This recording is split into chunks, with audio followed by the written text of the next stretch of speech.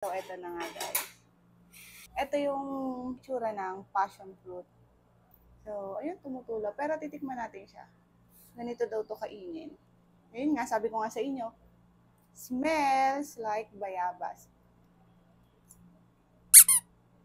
Ahim!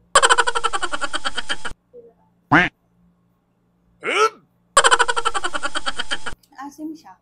Pero alam niyo yung may konting lasa siya ng bayabas. Para sa akin na may parang lasa siya ng bayabas. Pero maasim siya.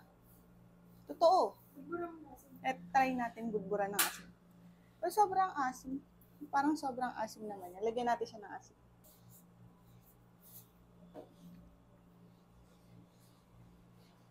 Konti lang kasi masyadong marami yung kanina.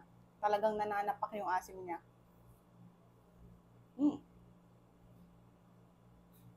First time ko lang kasi nakatikim na tong passion fruit. Kaya na-curious ako.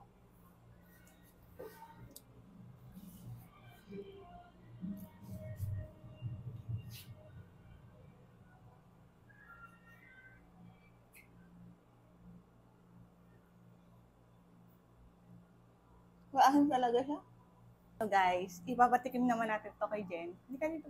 Tikman mo lang. Pero lalagyan natin ng asin. Kaya natin kung ano yun.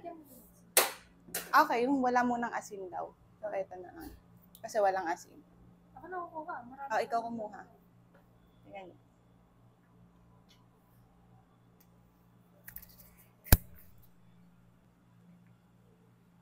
Ano lasa?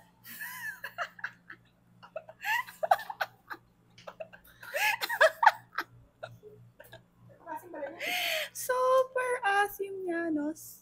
Ang asim niya. Lagyan pa niya ng asin niya. Asim siya, no? Asin, pero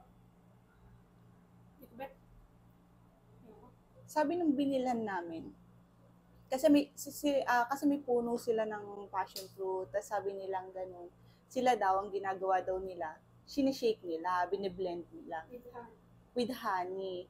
So kami, tinry lang naman namin to kasi syempre first time to experience na makakain ng ganito. Ayun.